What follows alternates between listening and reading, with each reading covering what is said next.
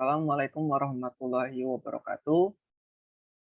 Saya Krisna Naufal Hidayatullah dari kelas Eunoia.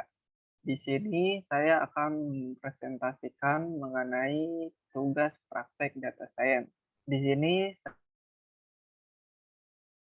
harga saham PT Telkom menggunakan metode ARIMA. Latar belakang dan rumusan masalah dalam penelitian ini adalah latar belakang.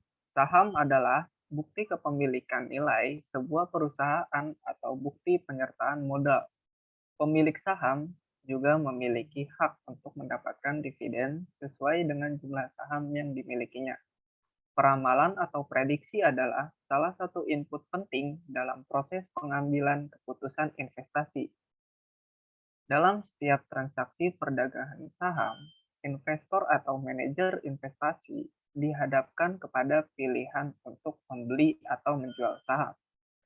Setiap kesalahan dalam pengambilan keputusan investasi akan menimbulkan kerugian bagi investor itu sendiri.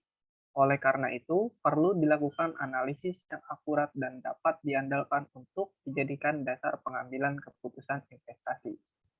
Rumusan masalah dalam penelitian ini adalah bagaimana perkembangan fluktuasi harga saham untuk 7 hari ke depan menggunakan metode ARIMA. Di sini data yang saya gunakan adalah dataset mengenai harga saham PT Telkom, yaitu menggunakan TLKM CFP. Ini merupakan ketentuan dari tugas prakteknya. Lalu variabel data yang digunakan adalah data close atau penutup yang diambil dari data yang sudah ada dalam kurun waktu 3 tahun dari 2017 sampai 2022. Ini adalah isi dari dataset tlkm.jk.csv. Ada date, open, high, low, close, dan after close. Dan juga ada volume. Untuk pre-processing data yang saya lakukan adalah pertama-tama saya mencari nilai data nol atau data yang kosong. Lalu ketika diketahui data nol atau none berada dalam satu baris yang sama, maka pengolahan data yang saya lakukan berupa penghapusan baris data yang memiliki none. Kemudian setelah melakukan penghapusan data nilai nol, saya melakukan drop kolom data yang berkaitan, karena dalam menggunakan metode ARIMA tidak boleh ada kolom data yang berkaitan. Ini model ARIMA yang saya gunakan. Di sini saya membagi dataset menjadi data trainingnya itu 80% dan sisanya menjadi test set. Dan untuk P, D, dan key values yang saya gunakan untuk model ini adalah 02, 02, dan 02. Ini hasil perhitungan model ARIMA saya untuk 7 hari ke depan, yaitu perhitungan mengenai perkembangan fluktuasi harga saham untuk 7 hari ke depan. Di sini saya juga membandingkan hasil prediksi yang saya lakukan dengan data asli pertumbuhan fluktuasi harga saham Telkomsel yang diambil dari Yahoo. Dan juga ini visualisasi atau grafik perbandingan perkembangan data. Kita lanjut ke demo program.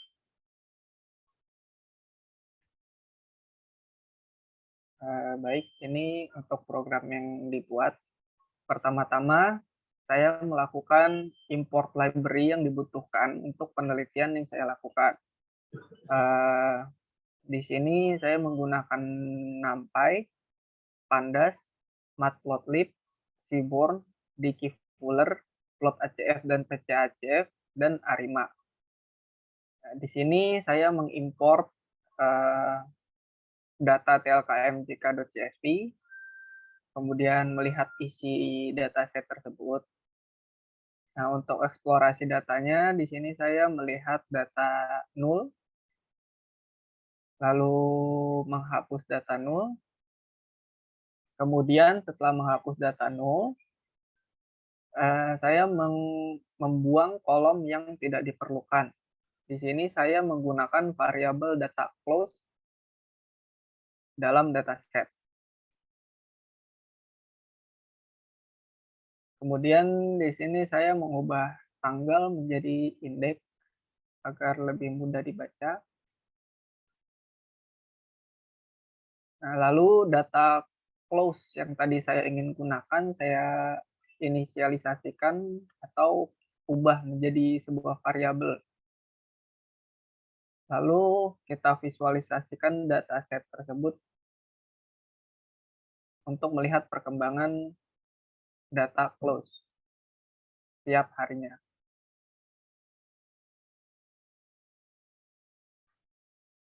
Setelah itu, data kita uji stasioneritasnya. Karena dalam metode ARIMA itu data harus stasioner. Di sini kita mengujinya menggunakan Dickey Fuller. Nah, untuk hipotesisnya, jika nilai p-value kurang dari 0,05, maka data tidak stasioner. Nah, setelah dilakukan tes stationarity atau menggunakan Dickey Fuller, ternyata p-value-nya itu di atas 0,05 sehingga data belum stasioner. Dan untuk membuat p-value menjadi stasioner, maka kita melakukan stasioner data menggunakan differencing. Ini proses tes stationarity-nya.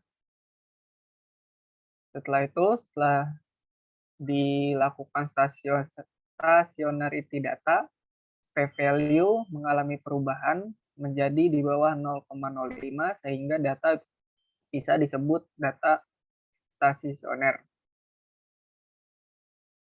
Lalu kita menentukan ACF dan PACF-nya untuk menentukan orde dari AR dan MA sehingga kita bisa menentukan model ARIMA yang digunakan. Nah, ini untuk model ARIMA-nya. Di sini data trainingnya saya menggunakan 80%. Nah, setelah percobaan beberapa kali, saya memilih untuk menggunakan p-values, d-values, dan q-values sebesar 2, 2, dan 2. Setelah diuji coba, mendapatkan RMSE paling kecil sebesar 67,122. Setelah mendapatkan RMSE paling terbaik menggunakan ARIMA, hasil tersebut kita visualisasikan.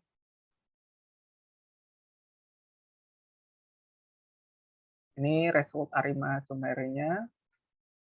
Setelah itu, kita melakukan prediksi data. Ini adalah prediksi data yang saya lakukan untuk 7 hari ke depan. Sehingga keluar untuk 2 September itu 4578, 4575, 4571, 4568, dan seterusnya mengalami penurunan. Lalu saya juga menggunakan data Telkomsel, data harga Telkomsel yang sebenarnya yang diambil dari Yahoo. Di sini data asli sahamnya. Ini di sini saya juga menggunakan data close-nya untuk indeks dari tanggal yang sama dengan hasil yang prediksi yang saya lakukan.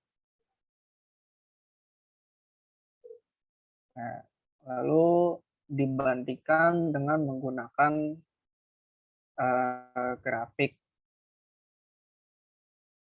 Di sini untuk data aslinya itu yang berwarna merah dan hasil prediksi yang berwarna biru. Dan terlihat untuk harga saham untuk 7 hari ke depan dari tanggal 2 September hingga 12 September itu mengalami penurunan harga.